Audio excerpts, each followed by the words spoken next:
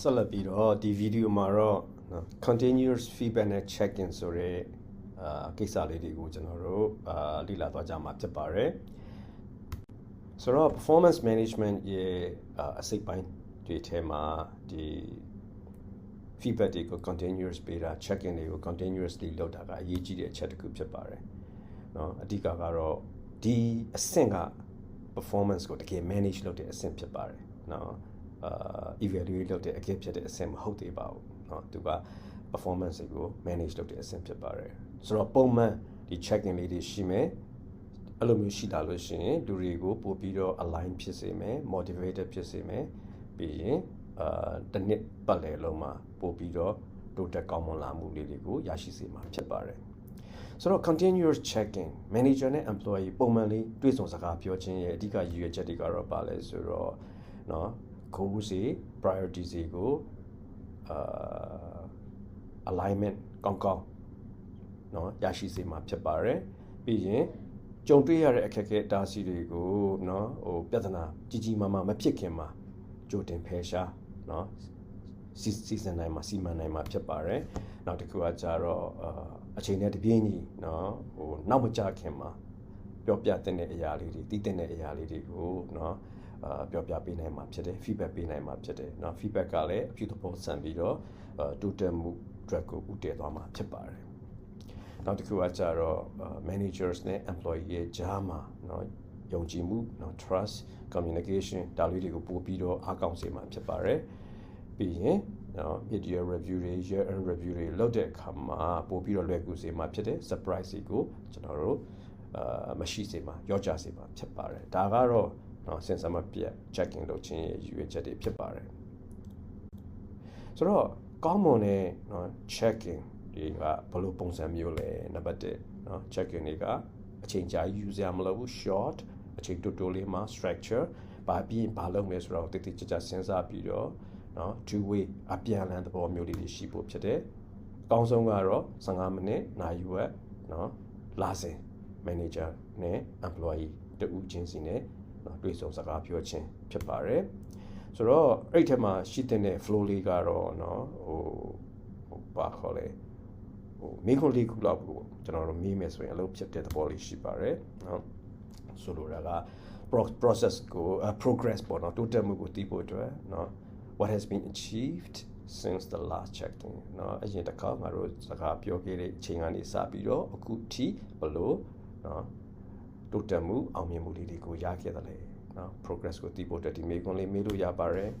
နော်သူတို့ရဲ့အခက်အခဲ challenges တွေကိုသိဖို့အတွက်နော် what obstacles or concerns are you facing နော်ဘလို့အခက်အခဲတားဆီးတွေအခက်အခဲတွေစင်မပြေမှုတွေကိုမင်းတို့ရင်ဆိုင်နေရတယ်လေနော်နောက်ပြီးတော့ကိုဘာအကူအညီကိုပေးရမလဲ support ပေးရမလဲသိဖို့အတွက် what help resources or decision do you need from me နော်မင်းငါစီကနေပြီးတော့ဘလို့အကူအညီတွေဘလို့အရာတွေဘလို့ဆုံးဖြတ်ချက်တွေငါစီကနေလိုတယ်လေနောက်တစ်ခုကကြတော့ feedback ပေါ့เนาะငါစီကနေပြီးတော့เนาะမင်းဘယ်လိုဘယ်လိုခေါ်မလဲ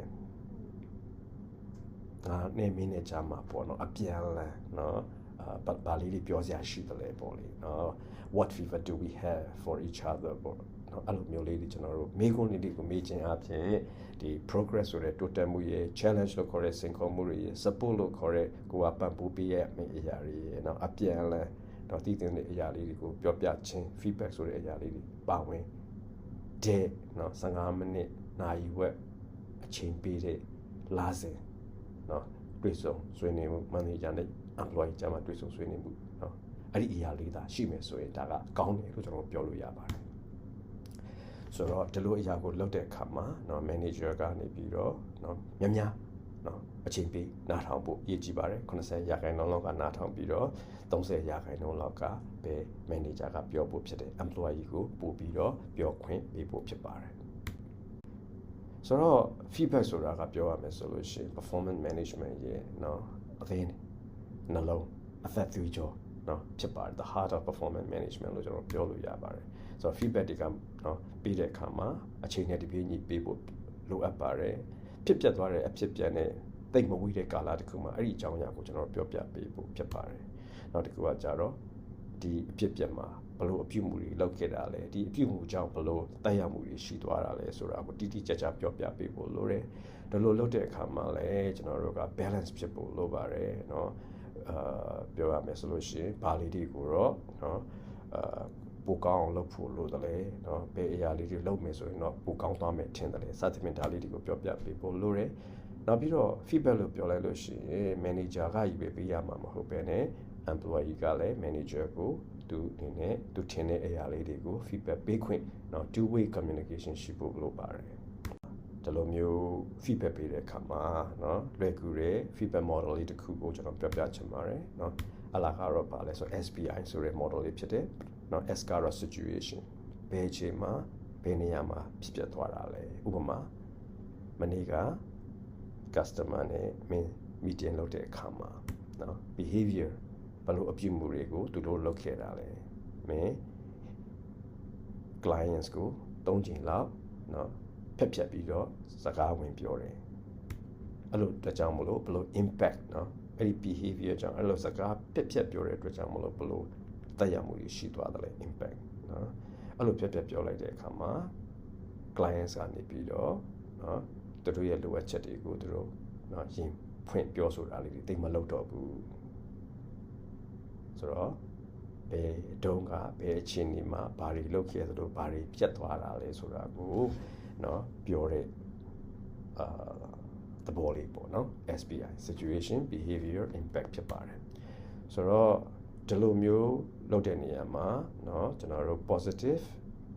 SBI လုပ်လို့ရတယ်လို့ negative SBI နဲ့လုပ်လို့ရပါတယ်เนาะဆိုလိုတာကဘယ် situation မှာမင်းဘယ်လိုကောင်းတဲ့အပြုအမူလုပ်တယ်လို့ဘယ်လိုကောင်းတဲ့ impact တွေရှိသွားတယ်လေเนาะ positive အနေနဲ့လည်းကျွန်တော်တို့သုံးလို့ရပါတယ်ဆိုတော့ဒီ